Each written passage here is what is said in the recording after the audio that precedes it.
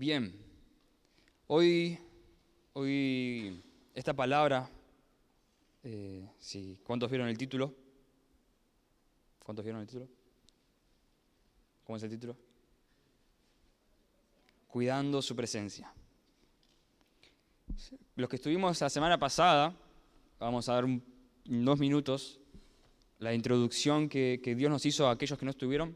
Hicimos un debate, nos juntamos en ronda y empezamos a exponer todas las cosas que creíamos o que se cree acerca de la iglesia.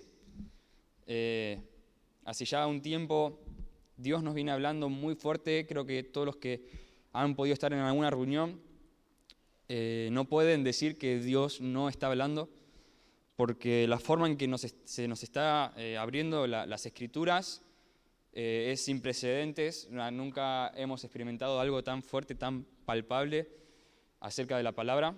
Y Dios está siendo muy claro y Él quiere construir, edificar la iglesia que Él comenzó cuando Él vino a la tierra.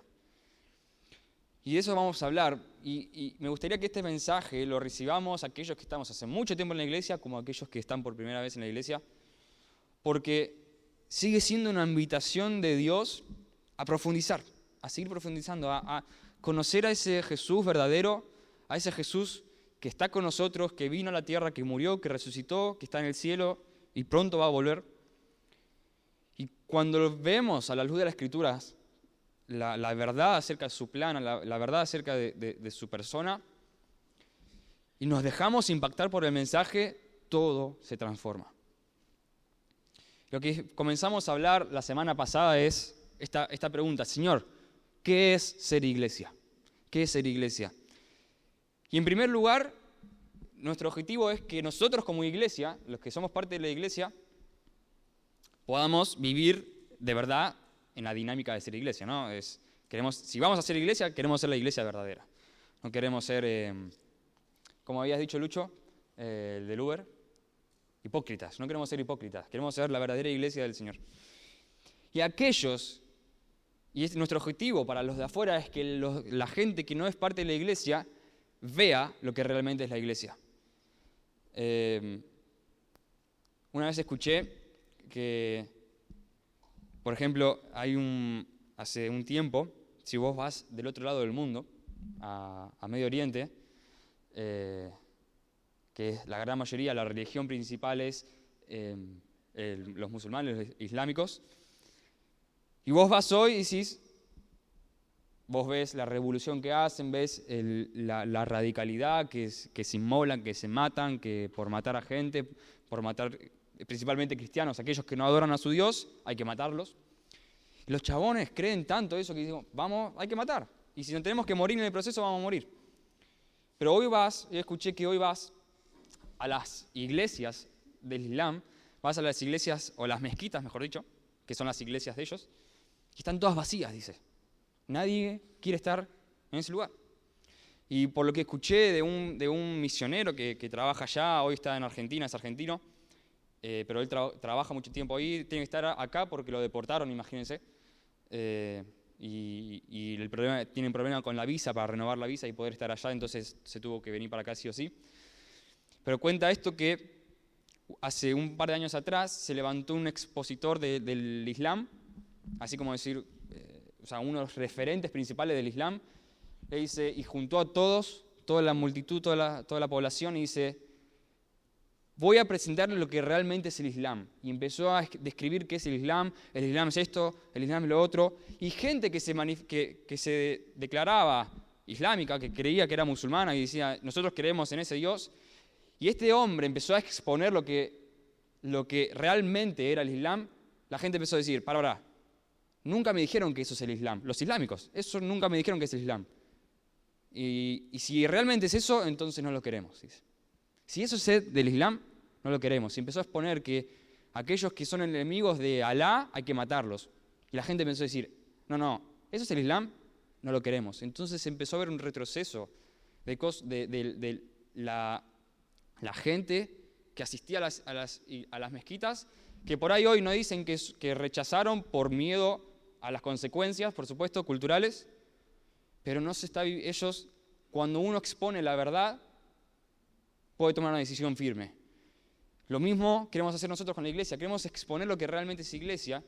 Y yo estoy convencido que, número uno, nosotros nos vamos a encender en pasión cuando descubrimos lo que es la iglesia. Cuando descubramos qué es realmente la iglesia según la Biblia y según Dios, diciendo, no me quiero ir de este lugar. Pero aquellos que conocen la palabra y buscan qué es ser iglesia y cuál es el plan de Dios para esto, para nosotros decís, esto es lo mejor que puede pasar en nuestra vida. Queremos eso. Eso es ser iglesia, sí. Y lo segundo que estoy convencido es que cuando la gente de afuera vea cómo nos manifestamos como una iglesia verdadera, va a decir, quiero lo que ustedes quieren, quiero lo que ustedes tienen. Dicen que uno de los objetivos en los últimos tiempos, y estamos 2000 años más en los últimos tiempos que cuando Juan escribió en la Biblia, hace 2000 años atrás, dice, ya estamos en los últimos tiempos. Y hoy estamos 2000 años después, más cerca del último día. Y él dice, ya estamos en los últimos tiempos. Y es necesario que la iglesia levante un celo en los judíos. Entonces, cuando los judíos vean lo que estamos viendo como iglesia, diciendo, ¿qué es lo que tienen que nosotros no? ¿Qué es lo que ustedes tienen que nosotros no? Y para poder lograr eso, necesitamos ser la verdadera iglesia. Ahora, eso es lo que más o menos empezamos a charlar en el debate. Pero cuando yo venía charlando con Dios acerca de esto ya de antemano, antes de definir, la próxima semana es el debate, el Señor ya me había dado, quiero que hables acerca de esto, principalmente es para vos, me dijo, esto, presta atención vos primero antes que todo lo demás, pero necesito que esto lo digas después. Era claro que era la primera prédica de esta serie de la iglesia que Dios quiere, y es cuidando su presencia. Entonces quiero que prestemos atención todos, porque acá hay una verdad que nos va a impactar los corazones y no quiero seguir de esta manera, no quiero seguir igual. Cuidando su presencia. Y quiero empezar con un versículo que hablamos en el debate, que es Mateo 16, 18, que es en el momento en que Jesús le pregunta, ¿quién dice la gente que soy yo? Le dice Jesús a los discípulos. Y algunos dicen que sos un profeta, que sos Jeremías, que sos Elías, diferentes personajes de la historia de Israel.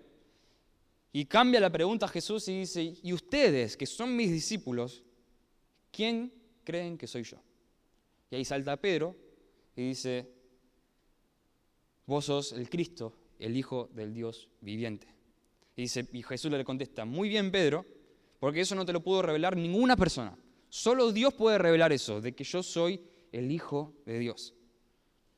Y le dice, versículo 18, Mateo 16, 18, Jesús le dice a Pedro, y yo también te digo que tú eres Pedro. En ese momento le cambió el nombre, Pedro antes se llamaba Simón, pero dice, ahora te cambio tu identidad, cambio tu propósito, y ahora te vas a llamar Pedro, que significa piedra, ¿no? Y yo también te digo que tú eres Pedro, y sobre esta roca edificaré mi iglesia, y las puertas del Hades no la dominarán. No sé si prestaron atención. Dice, sobre esta roca edificaré mi iglesia. Palabra de Jesús, yo voy a edificar mi iglesia. Yo soy el que construye mi iglesia. Entonces, el título es Cuidando su presencia. Porque cuando descuidamos la presencia de Dios en nuestras vidas, ministerios, servicios, comunidad, familia, casas, todo lo que edificamos sin Él, con el objetivo de que sea para Él, se termina cayendo. ¿Se entiende? Todo lo que empezamos a edificar para Él, sin Él, se termina cayendo. ¿Por qué? Porque el que edifica es Él. El que construye es Él. El que guía la obra es Él. Hablemos de edificar su iglesia, ser colaboradores de su plan, pero pensemos también en el plan que tiene para cada uno de nosotros. Cuando Dios te dice, quiero que hagas esto, y empezás, háblese de ministerio o háblese de familia, de una relación, de un trabajo, de un proyecto, de un emprendimiento. Quiero que empieces a hacer esto para que te solventes económicamente y te mandás, pero cuando descuidas la presencia de Dios, eso se cuida. ¿Por qué? Porque el que planifica eso, el que edifica eso, finalmente es el Señor. Por lo cual, si queremos que lo que construimos sea duradero y sea verdaderamente respaldado por Dios, no podemos descuidar su presencia. Y quiero que acá, de vuelta, quiero hacer esta aclaración desde comienzo, y todo lo que hablemos en los próximos sábados lo recibamos de esta manera. No pensemos en el grupo de jóvenes que Dios quiere, o en la reunión que Dios quiere. No, dejemos de pensar dentro de estas 4 paredes cuando decimos la iglesia que Dios quiere. Cuando Él edifica su iglesia, eso te impacta en tu vida personal y en la vida de comunidad. Entonces, cuando hablemos de la edificación de la iglesia que Dios hace, tenemos que estar constantemente pensando en la integralidad de la obra, es decir, completo. Lo que Él hace en mí y lo que hace entre nosotros. Entonces, se trata de cuidar su presencia en nosotros y entre nosotros. Quiero que todo lo que hablemos a partir de ahora sea eso, ¿no? Que cuando Jesús dijo, voy a edificar mi iglesia, Él estaba hablando de este momento en que nos reunimos como santos, pero también vos seguís siendo una parte de la iglesia cuando la reunión termina, cuando estás en tu casa, cuando estás con tu familia, estás comiendo, estás trabajando. Y ser parte de la iglesia incluye eso. Entonces, cuando Dios edifica, la obra es completa. Entonces, planteemos lo siguiente. Si Jesús, quien es el que edifica, planifica y diseñó la iglesia desde la eternidad, es lo que hablamos, ¿no? ¿Se acuerdan del debate? Dice que nos predestinó antes de la fundación del mundo para ser santos y sin mancha delante de Él. Y si vos seguís leyendo la Biblia, esa es la descripción de la iglesia. Apocalipsis, último libro de la Biblia, al final, capítulo 19 dice, y acá está su iglesia, acá está su esposa que se ha preparado y está santa y sin mancha. La definición de iglesia es ser santa y sin mancha. Dice que nos predestinó desde antes de la fundación del mundo para ser santos y sin mancha delante de Él. Entonces, la iglesia es un diseño de Dios antes de que el mundo esté.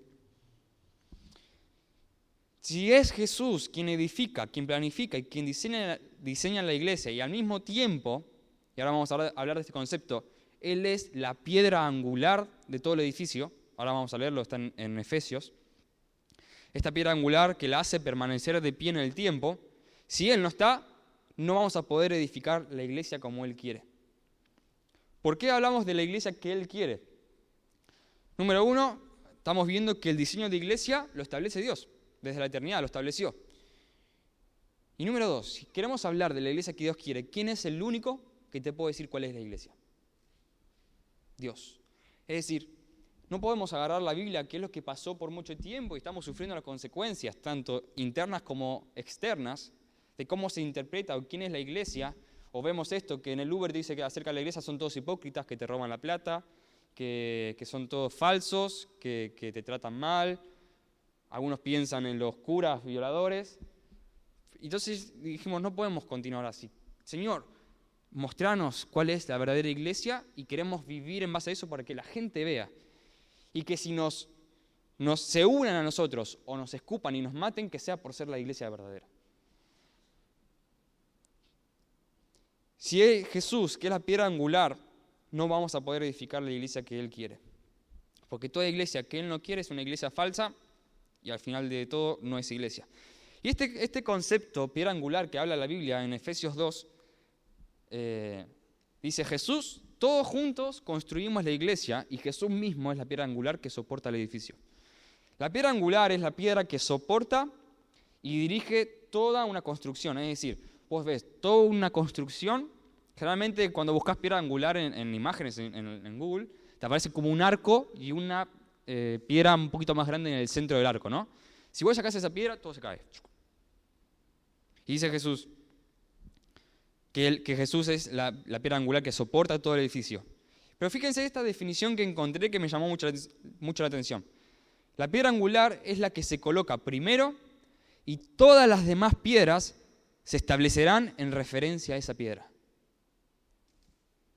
Si Jesús no está primero, todo lo que construyamos después se cae. Entonces, esta piedra angular, que es Jesús, determina la posición de toda la estructura. La forma en que se construye parte desde Jesús. Si Jesús no está primero, lo que construyamos se va a caer. Fíjense este versículo, Salmo 127.1. En la primera parte del Salmo 27.1.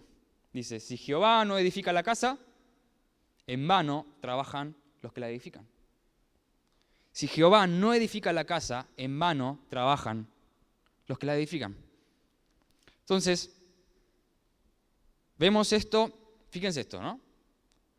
Si Jehová edifica la casa, Hay un Jehová, hay un Dios, hay un Jesús que edifica la casa, y hay otros que trabajan que también la edifican, ¿no? ¿Se entiende? Él es quien edifica y guía la obra. Entonces, número 1, si queremos ser parte de la iglesia que Dios quiere, no podemos descuidar su presencia. Y número 2, si queremos ser colaboradores de su plan en la edificación de su iglesia, no podemos descuidar su presencia. Porque si la presencia de Dios no está, significa que Dios no está edificando. Y si Dios no está edificando, en vano trabajamos. Y de vuelta, quiero que continuamente estés pensando en esto de la iglesia y la iglesia, ¿no? Seguimos siendo parte de nuestra vida personal. Todos los proyectos, todo lo que hagamos fuera y dentro de la iglesia como congregación, como edificio, ¿no? Como comunidad. Entonces, fíjense este término que la Biblia nos da, que es muy importante, que quiero que lo agarres y quiero que lo hagas propio, diciendo, no quiero pasar por este lado, ¿no? Dice, todo lo que hagamos sin su presencia, todo lo que hagamos, ¿no? Y de vuelta a esto, ministerio, tocar la alabanza, venir a acomodar las sillas, grabar en el sonido, la familia, la casa, el estudio, el trabajo, todo lo que hagamos sin su presencia, dice la Biblia que son obras muertas. Obras muertas. Todo lo que hacemos para Dios, sin Dios, son obras muertas. Y obras que traen muerte.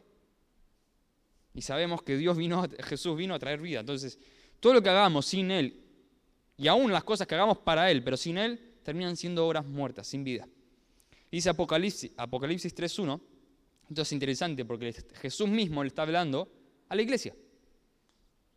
Dice, yo conozco tus obras, que tienen nombre de que vives, pero estás muerto. Tienes nombre de que vives, pero estás muerto. ¿Qué significa obras muertas? Obras muertas, de vuelta, quiero aclarar todo el tiempo esto, tanto acá, como en casa, con el trabajo, porque cuando somos iglesia en todo momento, nuestro objetivo como iglesia intrínseco es todo el tiempo estar adorando a Dios. ¿Cuáles son los mandamientos? Amar a Dios y amar al prójimo. Todo lo que Dios nos pide se resume en eso. Entonces no se trata solo de amar a Dios cuando tocamos el instrumento, cómo estamos amando a Dios con nuestro trabajo, con nuestro estudio, con el trato de nuestra familia. O sea, abarca todo, ser iglesia abarca todo. Entonces, obras muertas significa servir por inercia, por obligación, habiendo perdido el propósito, pasión, deleite y expectativas. Es decir, automático, es un servicio automático. Y de vuelta, creemos que no tenemos que matar, entonces de forma automática. No, tenemos que unirnos a la idea original de Dios, de ese mandamiento, por ejemplo, ¿no? Vamos a ver este ejemplo de no matar. ¿Por qué no matar? Y porque Dios lo dice que no matemos. No. Hay un amor de Dios por esa persona que si lo matas no va a poder ser salvo. Entonces nos tenemos que unir al plan diciendo, no vayas en contra del plan y unite a la verdadera intención del plan. Es un servicio, obras muertas es un servicio que no viene de una relación de amor con Dios. Es un servicio que no viene de una relación de amor con Dios. Escuché una frase que dice, para todo el mundo que te ve, dice que estás vivo, pero yo veo tus obras y estás muerto. Entonces fíjense qué sutil que es. Que estar acá arriba predicando, que estar acá adelante predicando, estar tocando, estar orando, estar haciendo cosas, no muestran absolutamente nada. Porque el parámetro es Dios mismo. ¿Qué dice Dios acerca de vos? Porque ¿de qué sirve estar acá mostrando que adorás si en tu casa sos otra persona? Si eso no coincide, si lo que haces acá y lo que haces en tu casa, afuera, en el trabajo, lo que sea, significa que estás muerto. Si no coincide, estás muerto. ¿Por qué? Porque la vida de Dios no fluye. Entonces, no es que acá estás mostrando algo y allá estás mostrando otra cosa. Lo que estás mostrando allá y acá, yo digo a veces que son iguales. Allá mentís y acá mentís. Porque estás muerto. No es ida y vuelta. O estás de un lado o estás del otro. Entonces, fíjense, yo veo tus obras, dice Jesús. Yo veo lo que estás haciendo. En algunos casos, en estas cartas dice, muy buenas tus obras. Las veo, me agradan, pero te estás muriendo. Descuidaste el primer amor, te enfriaste. En este caso va directamente, dice, conozco tus obras, las veo, yo sé lo que hacés, yo sé cómo cantar, yo sé cómo estudiar, yo sé cómo lees la Biblia, sé cómo orás, pero te tengo que decir algo, estás muerto y si no cambiás, vas a seguir muerto. Todo lo que hacemos para Dios sin Dios son obras muertas y traen muerte. Y les doy un ejemplo muy conocido. Mateo 7. No todo el que me dice Señor, Señor entrará en el reino de los cielos, sino el que hace la voluntad de mi Padre que está en el cielo. Muchos me dirán en aquel día, Señor, Señor, ¿no profetizamos en tu nombre y en tu nombre echamos fuera demonios y en tu nombre hicimos muchos milagros?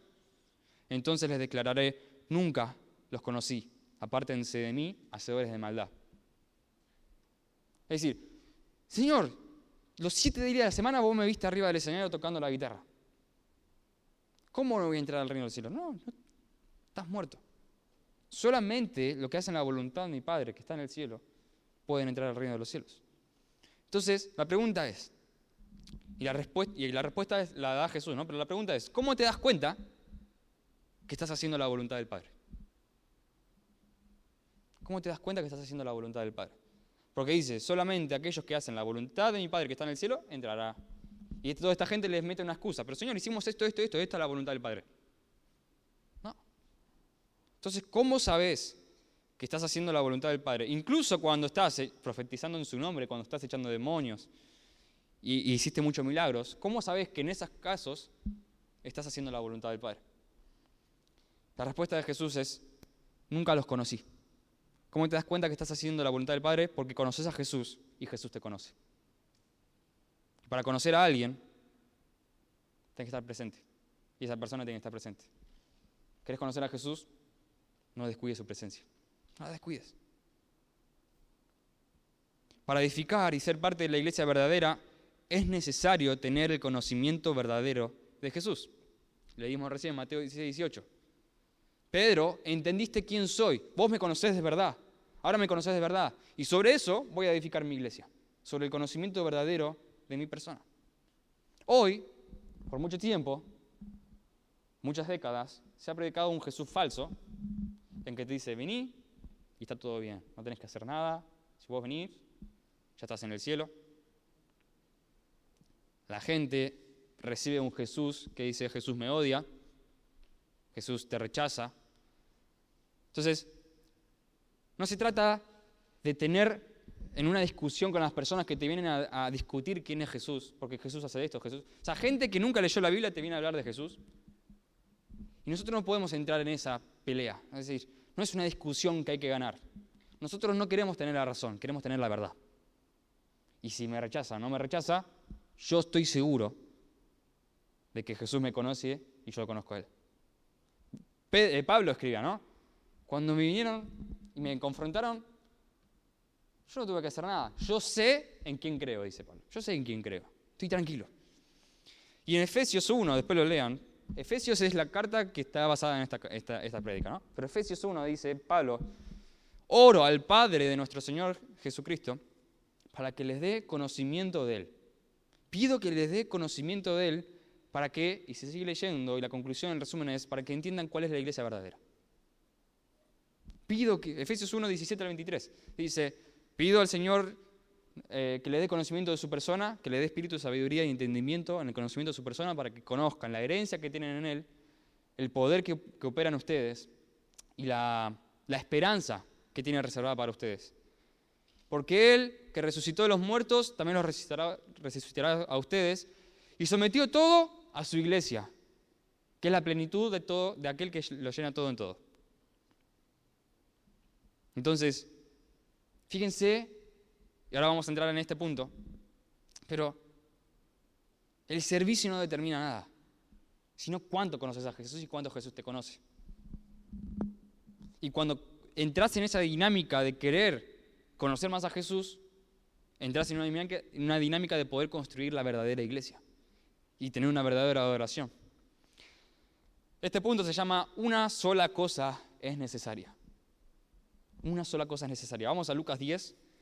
Son 4 versículos chiquitos de una historia muy famosa de Marta y María, María y Marta, de Betania. Pero fíjense esta escena que nos revela bastante acerca de Jesús.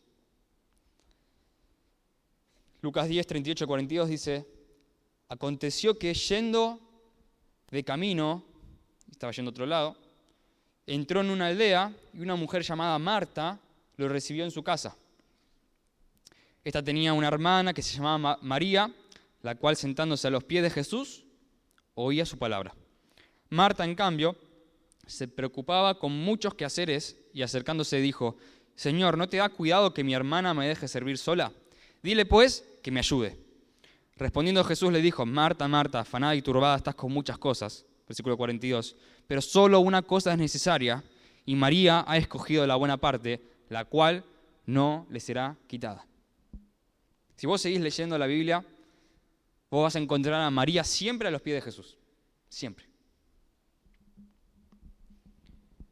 ¿Y por qué? Fíjense el contraste entre Marta y María, ¿no? Marta todo el tiempo sirviendo a Jesús. Qué buena persona, todo el tiempo dándole comida a Jesús, sirviéndolo, haciéndole sentir bien.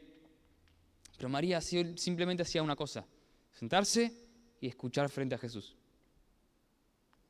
Y ahí, si vos seguís leyendo la historia de María, porque vos decís, bueno, la que adora más es Marta, ella está haciendo mucho más. María, a nuestros ojos religiosos, no está haciendo nada. Simplemente está sentada, pobre Marta, está haciendo todo, tiene que ayudarla María. Si vos seguís leyendo un poquito más adelante, esta misma María de Betania, cerca del momento en que Jesús va a ser crucificado, aparece esta María y le derrama un perfume súper caro, valuado en un año de trabajo, o sea, 12 sueldos derramados arriba de Jesús. Y esto, fíjense, lo único que conocemos de María es eso, que estaba sentada a los pies de Jesús y derramó un perfume, le ungió a Jesús con perfume, un frasco de alabastro. Mientras que conocemos que Marta estaba todo el tiempo sirviendo, haciendo comida. Todos queremos a Marta, ¿no? Que nos dé de comer.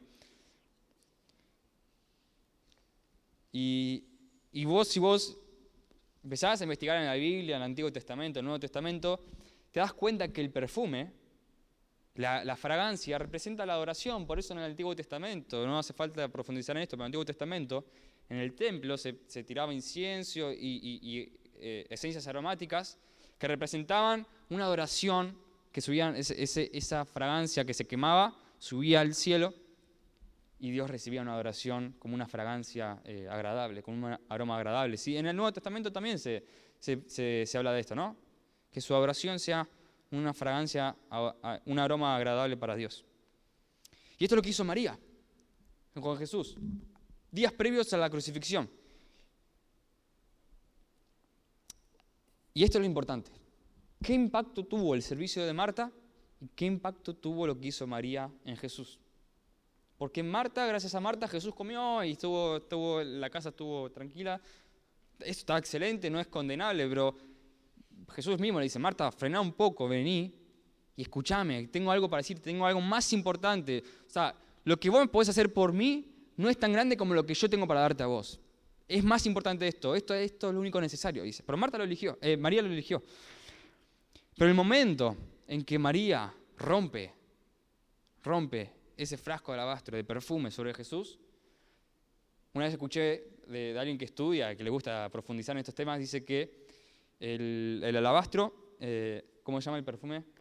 Nardo puro, que es el perfume que María derramó. Es un perfume muy caro porque se extrae de esencias aromáticas de una montaña muy alta. Entonces, fíjense todo el trabajo que hay que hacer para tener un perfume.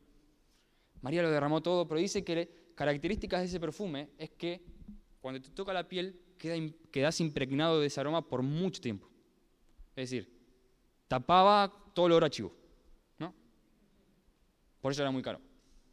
Y María hizo esto días previos. Dice que creo que, si no recuerdo mal, hasta 2 semanas puede mantenerse el aroma sobre vos de ese perfume.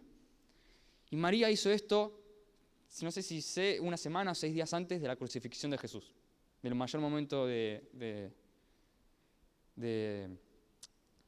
sufrimiento de Jesús, de los golpes, del sufrimiento, de latigazos, de todo.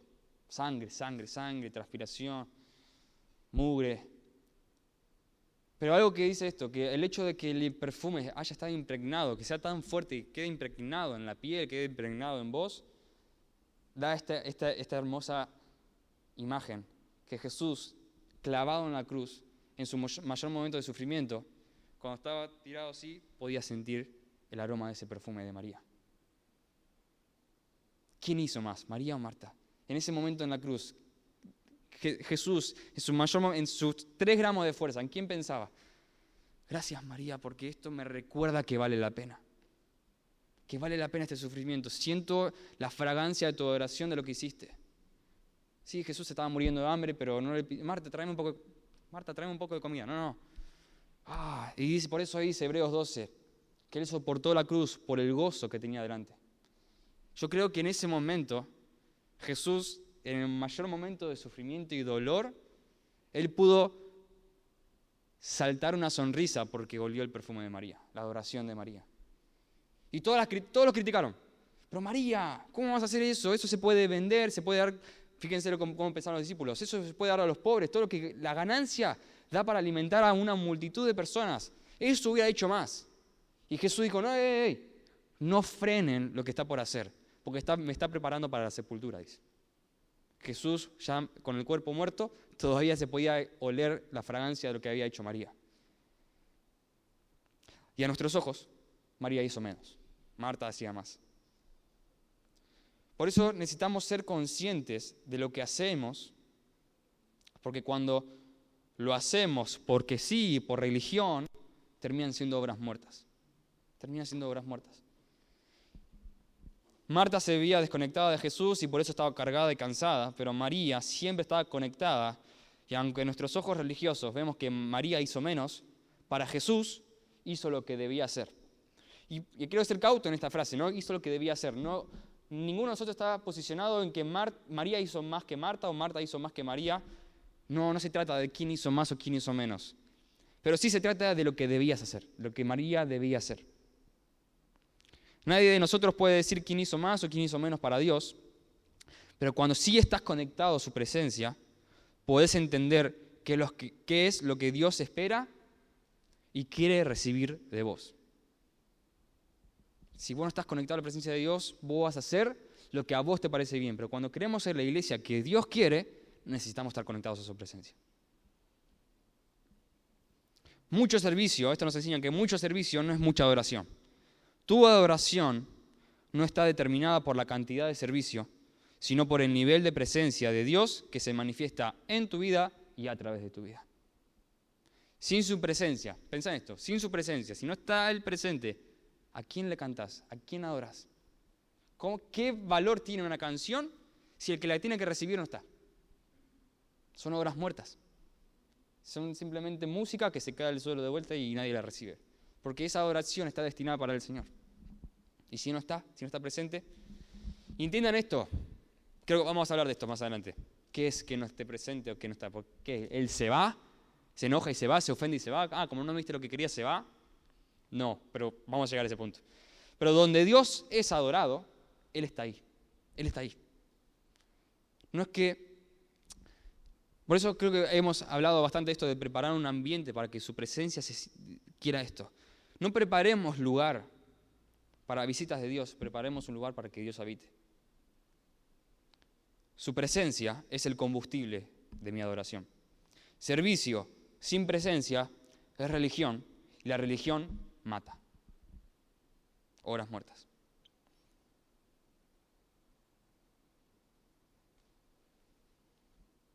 Fíjense, punto rápido, no quiero perder mucho tiempo, quiero avanzar con otro punto más importante, pero cuando Jesús le dice a Pedro, sobre esta roca edificaré mi iglesia y las puertas del Hades no prevalecerán contra ella. ¿Qué es el Hades? La muerte. Aquellos que edifican mi iglesia no van a ver muerte, no van a hacer obras muertas. Los que verdaderamente edifican mi iglesia, la verdadera iglesia. Y esta frase, este Hades, que en el hebreo, o sea, es una palabra en hebrea, Pablo la escribe, agarrándola del Antiguo Testamento, y dice, ¿dónde está muerte tu aguijón? ¿Dónde está sepulcro? Sepulcro en el hebreo es Hades, tu victoria. ¿Dónde está muerte tu victoria? Porque el aguijón de la muerte es el pecado y el poder del pecado es la ley. Pero gracias sean dadas a Dios que nos da la victoria por medio de nuestro Señor Jesucristo. Y fíjense este versículo. Así que, hermanos míos amados, estad firmes y constantes, creciendo en la obra del Señor siempre. sabiendo que vuestro trabajo en el Señor no es en vano. Pero fíjense esto, su trabajo en el Señor. Si la presencia de Dios no está, bueno, puedes estar en el Señor, entonces esa obra, la obra del Señor, no es esa. Antes que planificar proyectos, antes que tener un ministerio, cómo vamos a servir al Señor, tenemos que asegurarnos que su presencia esté en nuestras vidas, fluyendo constantemente y libremente. No nos permitamos encarar un proyecto o idea nueva para servir a Dios sin antes asegurarnos de que Dios esté con nosotros, de que Él guía la obra y que no sea algo que Él no nos pidió.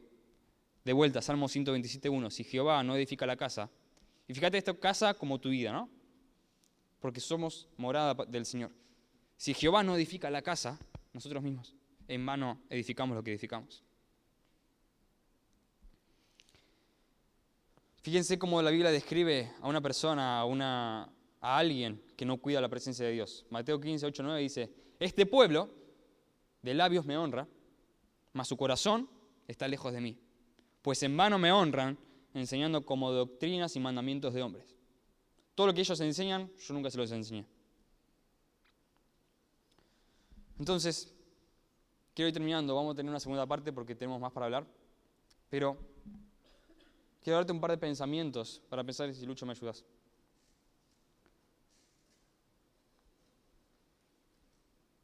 Quiero darte un par de pensamientos que quiero que te lleves preguntas acerca de cómo está tu relación con Dios e incluso si no tenés relación con Dios. ¿Cómo entramos en una relación con Jesús?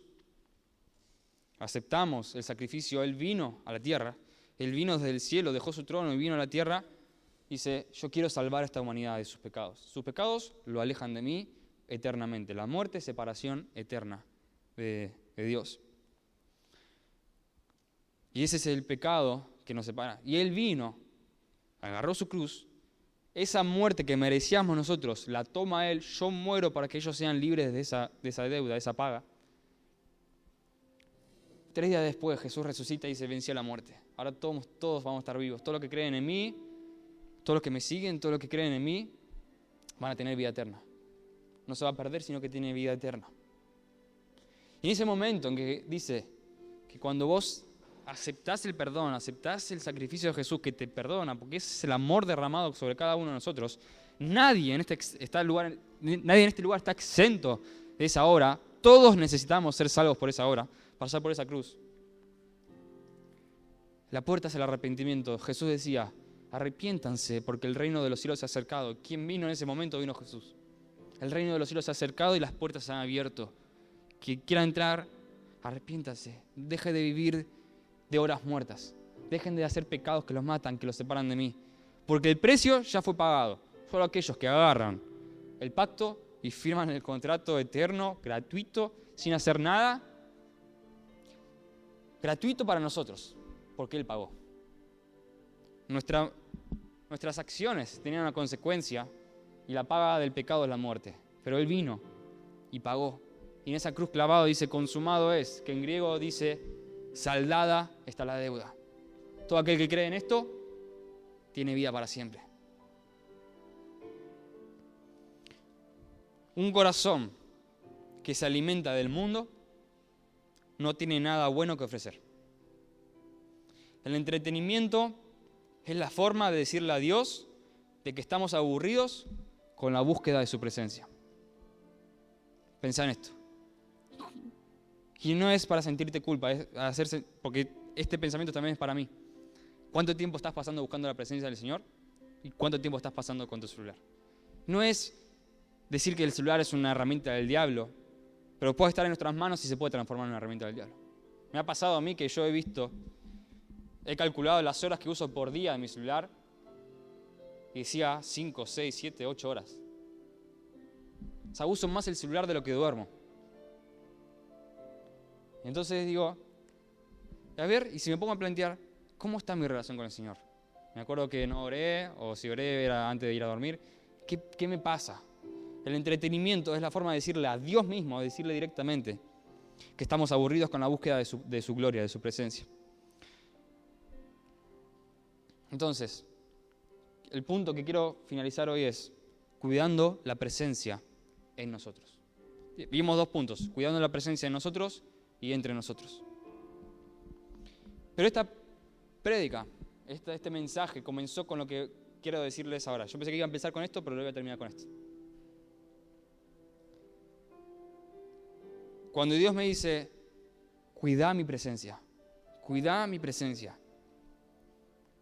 Y ahí empecé a tener imágenes de cuestiones de la vida diaria, ni siquiera de este lugar, sino en mi vida diaria. Y empecé a sentir lo que Dios siente cuando Él es rechazado. Incluso cuando es rechazado por uno de los suyos, por sus hijos. ¿Y cómo empecé a sentir lo que Dios sentía? Bueno, tenemos emociones porque Dios tiene emociones. Fuimos creados a la imagen de Dios. Y aunque tenemos emociones corrompidas, tenemos emociones porque Dios tiene emociones. Tenemos ojos porque Dios tiene ojos. Aunque Dios tiene ojos y nosotros tenemos ojos y vemos igual que Dios, no vemos lo mismo que Dios, pero tenemos ojos porque Él tiene ojos. Tenemos oídos como Dios tiene porque Él escucha. Nosotros también escuchamos, pero terminamos escuchando lo que no tenemos que escuchar. Terminamos viendo lo que no tenemos que ver. Pero el funcionamiento sigue igual, aunque en nuestro caso está corrompido.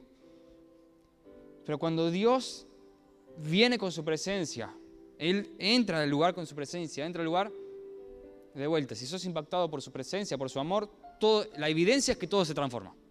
Es decir, si vos pasas por la presencia de Dios y todo queda igual, algo pasó ahí. Entonces, en ese momento, cuando Dios me dice, cuidá mi presencia, es como que Él me puso en su lugar. Me puso en su lugar, fíjate lo que siento, me dice.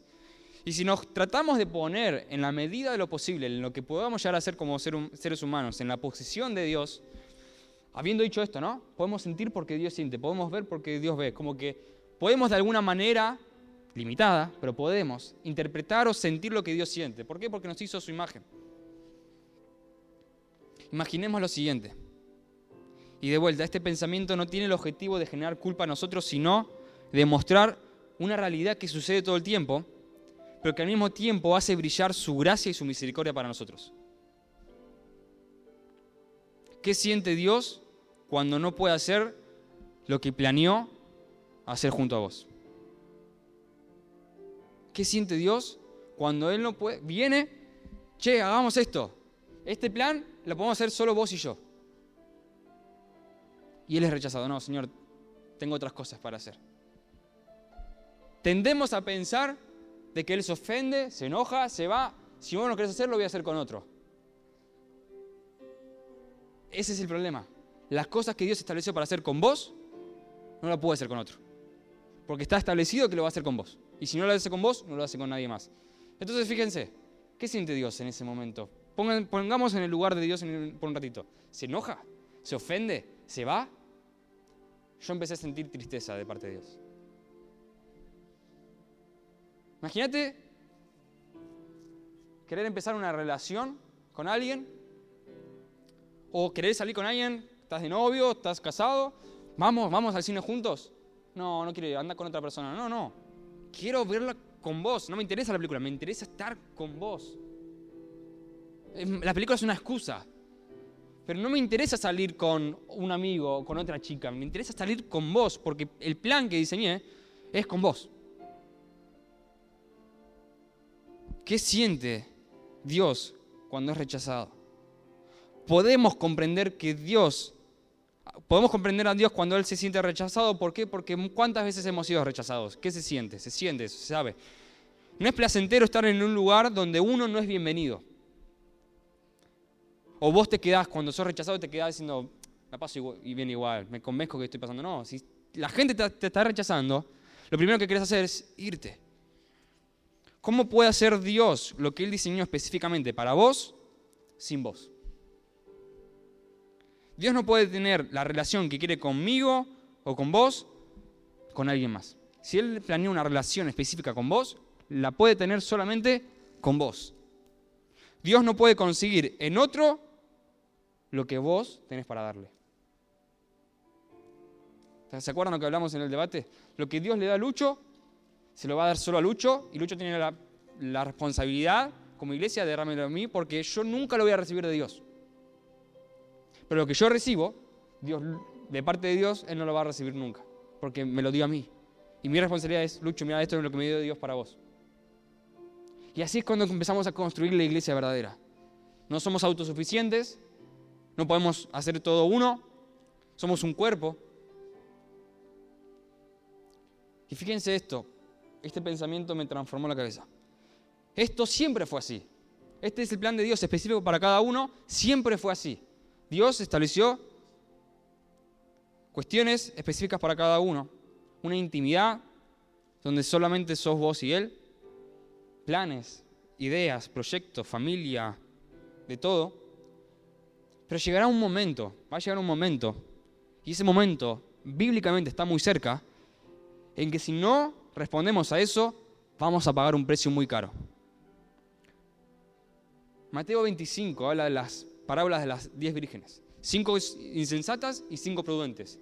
5 prudentes dice que en el medio de la noche prepararon sus lámparas con aceite para que cuando Jesús venga estén preparadas. Las otras 5 se confiaron, estaba todo bien, hicimos lo que quisimos y cuando llegó el momento en medio de la noche se quedaron sin luz. Y ellas les dicen a las 5 prudentes, dice, préstenos un poco de aceite, denos un poco de aceite, así no perecemos, porque queremos estar en la presencia de nuestro Señor. Dice, y la respuesta de las sensatas, de las sabias, dice, no podemos darle lo que nosotros cultivamos en la intimidad.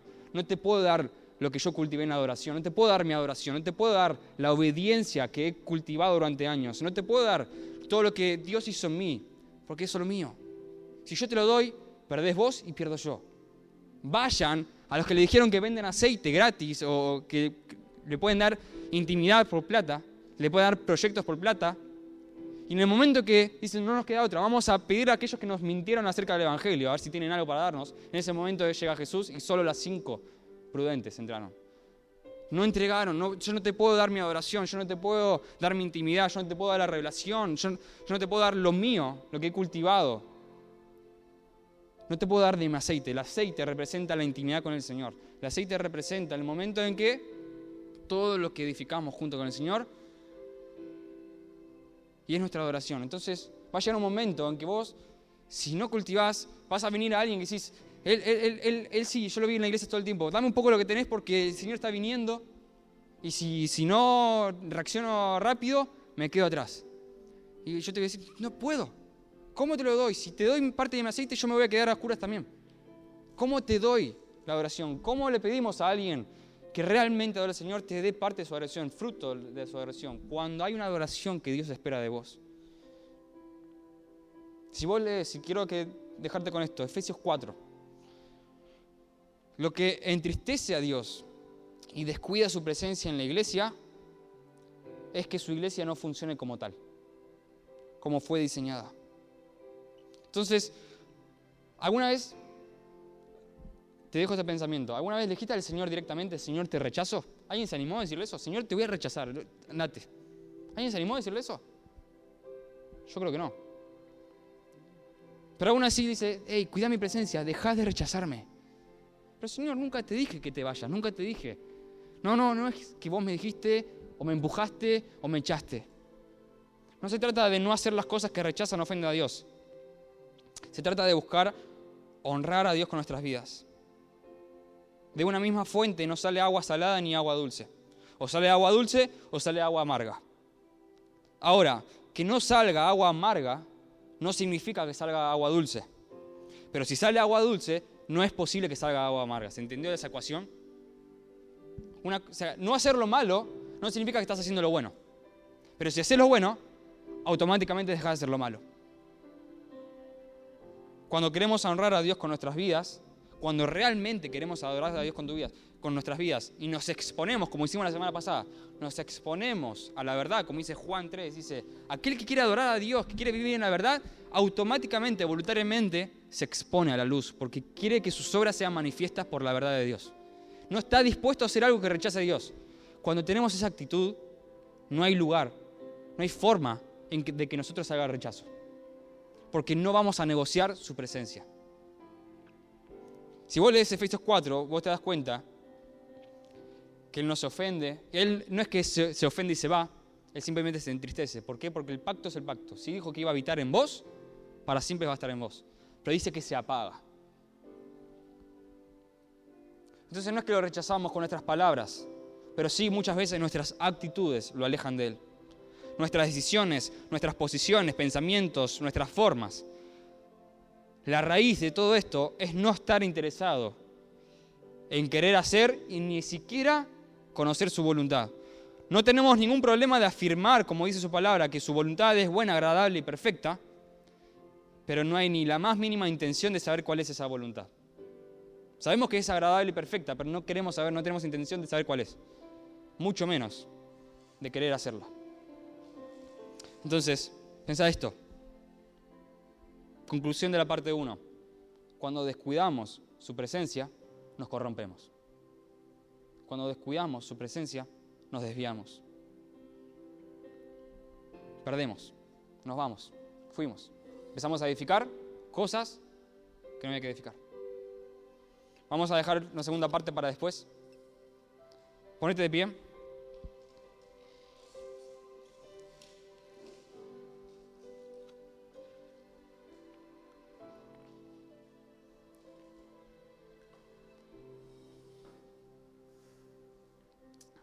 Y siento que el Señor quiere,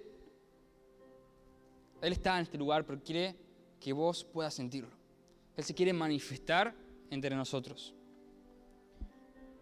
Ahora, solamente aquellos que se dejan impactar por su presencia, que dicen, Señor, no quiero rechazarte, no quiero rechazarte.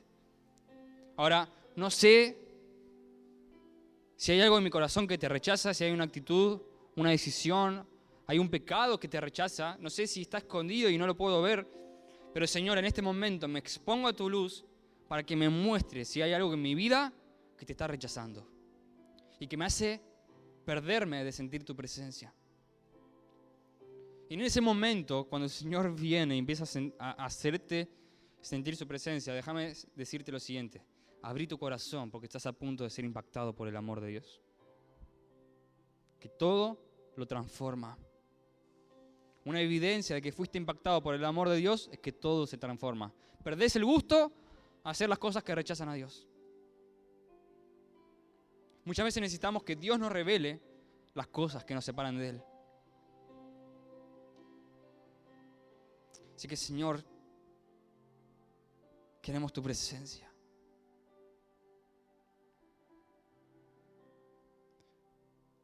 Vení, Jesús, y empezá a transformar nuestras vidas. Muchas veces comienza con lo siguiente: perdón, Señor, por descuidar tu presencia.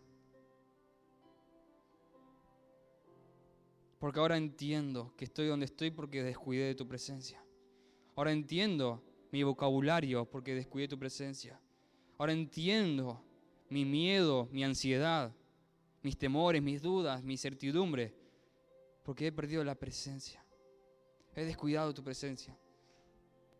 Ahora este es el mensaje del Evangelio. Cuando vos no sos fiel, Él permanece fiel. Déjame decirte, si vos alguna vez aceptaste a Jesús, si Jesús vino a ser una habitación en tu corazón, déjame decirte, Él sigue ahí. Pero está como invadido de basura. Descuidaste la presencia. Es hora de ensuciarse las manos y empezar a sacar todo lo que te separaba de Él. Ahora, Señor, no podemos sacar todo.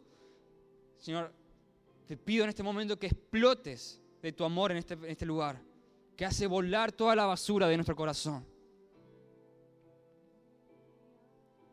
Ven, Jesús. Ven, Jesús. Transforma nuestra vida. Transforma nuestra vida. No queremos desviarnos más de tu presencia. Perdón, Señor, cuando hemos descuidado tu presencia, cuando te hemos rechazado, aun cuando no sabíamos que lo estamos haciendo. No queremos estar más entretenidos con las cosas que nos separan de vos. Queremos que seas nuestro mayor placer.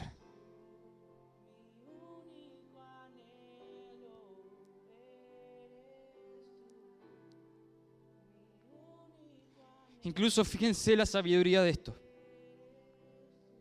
Fíjense la sabiduría de esto. Cuando vos estás comprometido a no rechazar, a no descuidar su presencia, en el momento en que sentís, o en el momento en que empezás por naturaleza a empezar a descuidar su presencia, estás tan cerca de su presencia que vas a escuchar muy fuerte el ¡hey, tené cuidado! ¡Tené cuidado! Estás a punto de descuidar mi presencia. Vale la pena invertir aun cuando no tenemos ganas, aun cuando no hay fuerzas, aun cuando no hay buen panorama. Vale la pena cuidar su presencia porque no te das una idea de lo que puede hacer esa inversión de tiempo hoy en el momento que estás a punto de caer.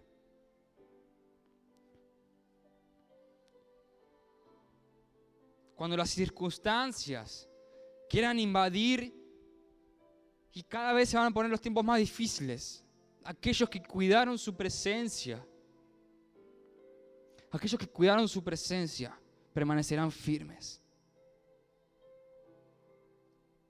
Estarán bajo la misma tormenta, pero estarán firmes.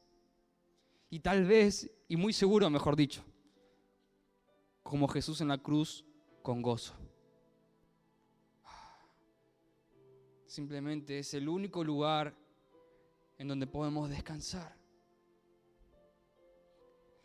¿Qué es lo que Jesús tenía cuando se acostó a dormir en la barca en el medio de la tormenta? Estaba lleno de la presencia del Señor. No había nada que lo distraiga, no había tormenta, no había trueno, no había ola fuerte, ni amenaza de muerte que podía hacer que Jesús deje de descansar. Porque cuando estás en el medio de su presencia, estás en el centro de su voluntad. Y donde Dios es adorado, ahí está Él. Entonces, de vuelta, Señor, perdón por descuidar tu presencia. Ven y toma tu lugar. Ven y toma tu lugar en nuestro corazón. Ven y toma tu lugar entre nosotros. Dice Apocalipsis en las cartas a las iglesias, introduciendo las cartas a las iglesias, que Él es el que camina entre los candeleros de oro. Los candeleros de oro son las iglesias. Él todavía está caminando entre nosotros, esa es su gracia. Pero a una iglesia le dijo, si no tenés cuidado, voy a quitar el candelero de vos. Descuidar la presencia es pagar un precio muy caro. Señor, ahora te pido que derrames una presencia mayor. Que aquello que está escrito, que tu espíritu va a ser derramado sin precedentes, comience ahora. Ahora en nosotros, ¿por qué no ahora? ¿Por qué no ahora? Que tu gloria sea nuestro mayor placer, que tu gloria sea la distracción del mundo y no el mundo la distracción de tu gloria. Queremos ser llenos de vos, queremos ser llenos de tu presencia, Jesús. Y no queremos negociar. No queremos negociar nuestra adoración como Jesús en el desierto. Diablo, nuestra adoración solo pertenece a Jesús. Solamente a Él la adoraréis. Solamente a Él. No hay oferta, no hay gloria, no hay mundo, no hay imperio, no hay reino que nos puedas ofrecer. Decidimos adorar al Rey. Decidimos someternos a la voluntad del Rey que nos salvó. A Él debemos todo. A Él debemos todo. Él se merece nuestra adoración. Y aunque no sea suficiente, y aunque sepa que no es suficiente mi adoración, aún así lo voy a dar todo por Él. Aunque no sea suficiente para igualar lo que Él hizo por mí, no me impide dar todo por Él.